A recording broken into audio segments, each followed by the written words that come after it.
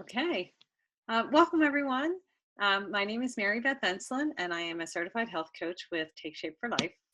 Welcome to our weekly meeting of Simply Balanced. So the goal of these calls is really just to share information and to teach you about how to create health in your life. So we're teaching from Living a Longer, Healthier Life, the companion guide to Dr. A's Habits of Health. And I just want to remind everyone that the chapters don't necessarily line up together. Sometimes they do, sometimes they don't. Tonight we are going to do lesson 14, which relates to chapter 18 in the Habits of Health book. So as a team, we know that everyone learns differently. Some are learn from reading books, others learn through visualization, and others through listening. So the goal of this call is really just to provide a fun and easy way to help understand the various habits of health. So I do want to let you know that you don't need to be on all of the calls, but that being said, they do build on each other a lot. So we hope that you find value in these calls and really come back to visit for the future calls. So, and we definitely encourage you to invite your family and friends as well. So each 30-minute call is actually set up the same way, where we do the introduction. We have a 15 to 20-minute presentation, and then there's time for questions at the end. So the presenters each week will be different. We like to change it up for you, keep it fresh. So if you have any questions during the meeting, there is a chat bubble at the bottom. You can just hover your arrow on the bottom of the screen, and you can just type in a question. You can type it directly to me, Mary Beth Enslin, or you can type it to everybody, and we try to make sure that we do cover all the questions during the presentation or at the end. So as I said, tonight we're doing lesson 14, which is the habits of health and helping, building your support system. So your presenter for tonight is Kate Carpio, and Kate is a certified health coach. So Kate, take it away. All right, welcome everyone. And I guess lucky or unlucky you, I also did the presentation last week, so you get to hear me 2 weeks in a row. But that won't happen. That won't happen next week. So, but thanks for coming back. As Beth said, we are going to be talking about lesson 14, which is the habits of health and helping. And, you know, a lot of people, when we talk about building a support system, some people, when we talk with them, they say that they don't have a support system, that, you know, whether their family just really isn't there for them in a way of being supportive around their health. It's more of, hey, you want some of that cake, or you're fine the way you are. You know, at work, it might be somebody bringing in bagels all the time or something like that. So we just really want to talk about how can we build that support system for ourselves? How can we take matters into our own hands? So over the past 13 lessons, we've talked about the habits of healthy eating and healthy activity, and last week we talked about healthy sleep. And these are really the bedrock of the habits of health. But the support system, this is what really helps keeping those habits of health more doable, okay? Dr. A says it's one of the single most important things you can do to incorporate and maintain the habits of health. So there's the difference between thinking about becoming healthy and actually becoming healthy. It's doing it. The principles are straightforward, right? And they're all laid out for us. We just need to take action. So Dr. A's Habits of Health, we use that as our coach and our guide. And because we need to build this broader network of support. And we all have different wants and needs. We really kind of have to tailor it to ourselves. So the question I have for you is, are you at optimal health right now? And most of us are not. You know, we're on a journey to get to perfect health. Typically, newborn babies, they're, for the most part, are the closest to optimal health that they can be. We're probably never going to be perfectly healthy, right? But we're moving and striving to get there. And a lot of it really starts with just acknowledging that that we need some help, that it's easier to work with others than by ourselves. in today's world, things are changing rapidly, right? We need to keep an open mind, and we need that desire to grow. And an example of that would be the Fitbit that I'm wearing. 10 years ago, this wasn't something that was available, or if it was, I certainly didn't know about it.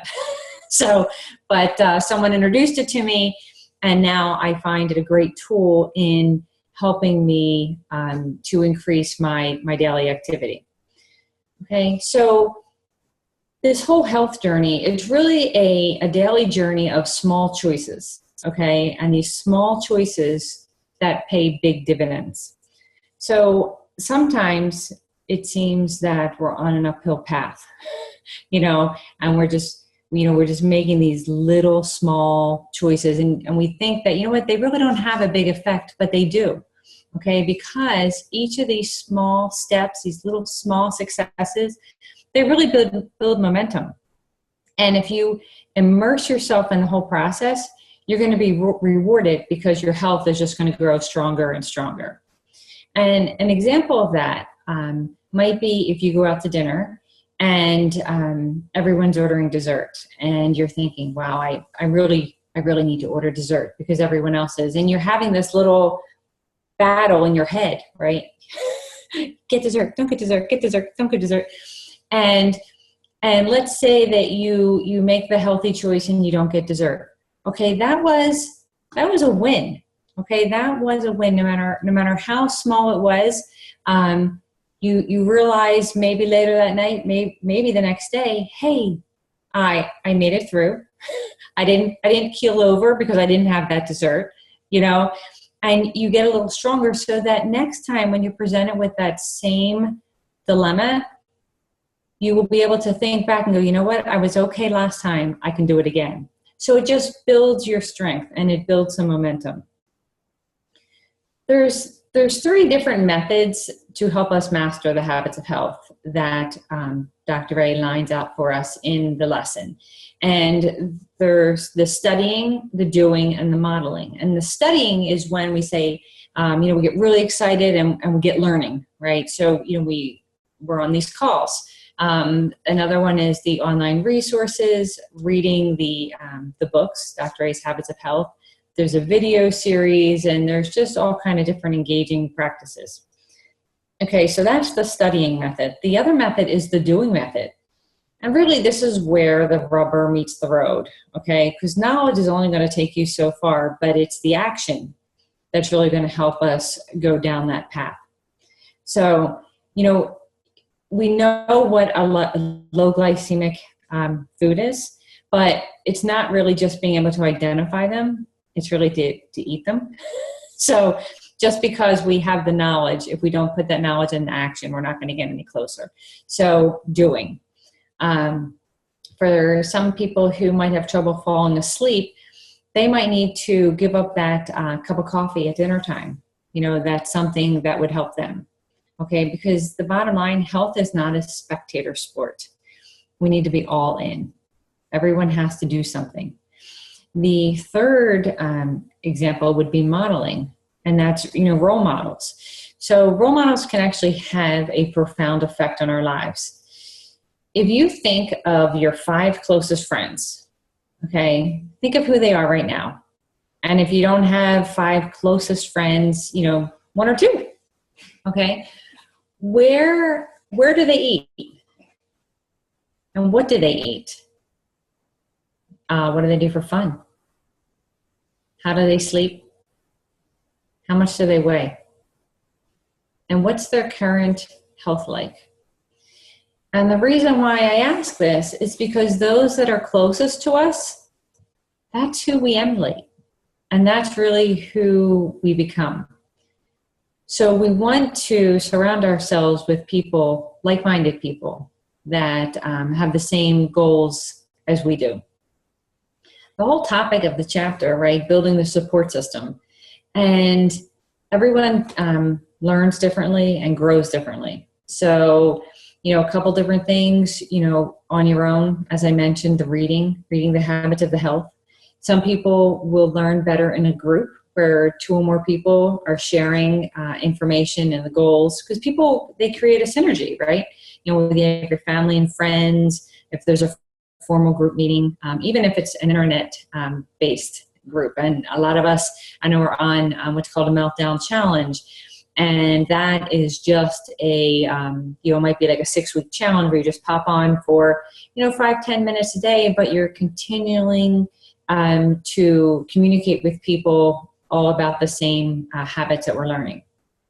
In other ways, with a coach helps you stay accountable, right? They hold up a mirror to you to make sure that you're clear and that you're being honest with yourself. And one example of a coach would be a personal trainer, right? If the personal trainer, you meet with them once a week or once every other week, and they give you some exercises to do. And when you meet again and you can actually do a little bit less than you could before, they're going to question and ask if you actually did what you were supposed to be doing. So that personal trainer is really there, and you're paying them, right, to hold you accountable. And then the other method is a social network. And something that I found incredibly interesting was there was a study done in the New England Journal of Medicine, and they had 12,000 people, right, 12,000 subjects. And it was determined conclusively that people who associated with overweight people became obese themselves. And they do not have to be in the geographic proximity, which I just thought was amazing. But the reverse is also true. By associating with people who are healthy and thin, we can also develop those attributes. And this is one of the reasons why Dr. A created the Bio Network, right? There's you in the middle, and then there's a health coach, and there's a habits of health calls, and there's nutrition support, and then there's other like-minded people. So it's just surrounding yourself. There's no one's on an island. There's a bunch of people here. And the message really is to associate with people that have also made the decision to create health in their life.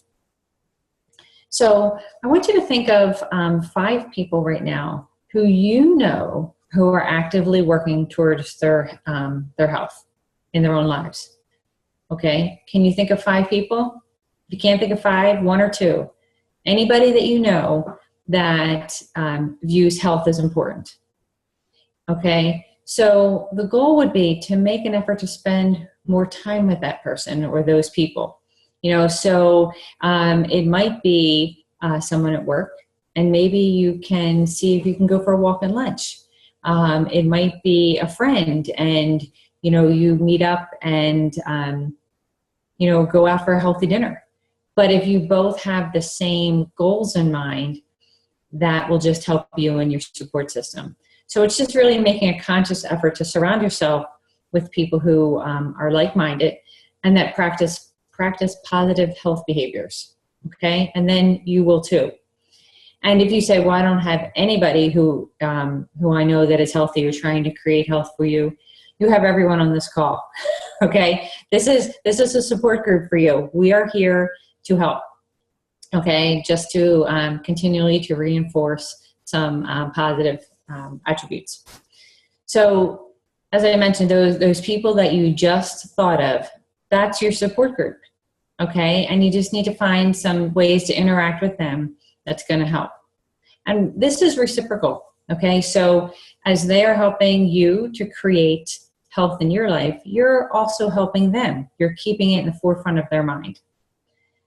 Back in the past, a couple different times we talked about structural tension, and that's really, it's very simple. It's where you are now and where you want to go, and then listing the steps that you need to take and putting a timeline on it to get to that point. And that's something that we do with everything, with all of our goals that we set. So I really just want to open this up and ask if anyone can share some information about their support system. Anyone? Kate, I'll go first if you don't mind. Okay. Well, first, I just have a comment or two. I have to. Perfect. So, New England Journal of Medicine. Can I just say, like, that is like the place, if you're a physician, that you would love to get published in. I mean, this is this is something that physicians read on a weekly basis of all the current things that are going on. It's very hard, very difficult to get published in there because it's so highly rated, and there's so many different so much information in science and medicine that happens every day. So this is huge that this was in there, and 12,000 people is a very large sample size. So it gives a lot of credibility to what you were saying, as how that people are so take on those characteristics of their friends. And as you pointed out, it doesn't mean geographically close. It can be, but it doesn't have to be. So it all goes back to that like-mindedness that you were talking about. So I think that is really huge. And I know that's one thing that made it easier for me when I was, trying to lose weight, that I was working with you. We pretty much did it together. And, just working with someone, bouncing ideas back and forth, holding each other accountable, I do think that definitely played a substantial role in my weight loss. Yeah, I agree. And some of the other things that you had mentioned, that you talked a lot about the small steps that we need to do to just push us in the right direction. So another word for that is actually the micro habits. So, and it's starting off small, and just to create very little small habits that just become more and more natural, and then they become bigger habits. And you pointed to your Fitbit, which I think is great, because have people on the line, have everyone been involved in some type of like a Fitbit challenge, where you can challenge other people who also have a Fitbit or other tracker to do a certain number of steps a day. And actually, you can do things like on a weekend, and see who can get the most steps in a weekend. And it's amazing sometimes when you have that little bit of a challenge, you kind of step it up a little bit, right? So, but I think that's really good too. So, we did have one question that actually came in, which was, if you have unhealthy people who are close to you in your group, then what do you do if they're really unhealthy? Well, you can't just get rid of them. You could try, but if it's your family, you can't. They're always going to be there for you. But you can, if it's your friends, you can, maybe just spend a little bit less time with them. I know it was suggested before about maybe instead of meeting that person, but just maybe taking it to the phone. And just that way you're not, going out for dessert, but maybe just catching up over the phone. So really just trying to limit some time. Okay, so here's Tracy says she offers unhealthy friends and family healthy options, which I think is awesome. It's a great idea. Yeah, I mean, sometimes people just, they may want to be healthy, but they're not sure quite how to do it. And it's kind of gives that opportunity to us to help other people get healthy as well. Mm-hmm. We have a question from Jackie. It says, what if the people around you do healthy, I'm not saying it, do healthy differently? Jackie, I'm not really sure what you're referring to. Are you talking about maybe a different program or something? I'm thinking that maybe she's talking about if she's on a 5-in-1 program and others are not. And so, if they're on a different program than you are, as long as they're still trying to get healthy, that's great. Once you transition back, you all kind of be on the same healthy. Hopefully they're still eating the right foods and they're eating the right amount of calories. And if they're healthy as well, I can eat a piece of cake today and not have anything else, and I'm still in a calorie range. That's not really healthy. So I think that needs to just be deciphered a little more. That's a good point. And And I think that for those types of things, if that comes up for challenges, at least for most of the people on the call, it would be contacting your health coach if you have questions about that. Hey, somebody's doing something and I'm not real sure if I can do this or not as well. It's really about checking with your health coach. And we also have nutrition support for our program that they can kind of help answer those types of questions. Mhm. So, Does anybody else have any ideas or on they can share with about their support group?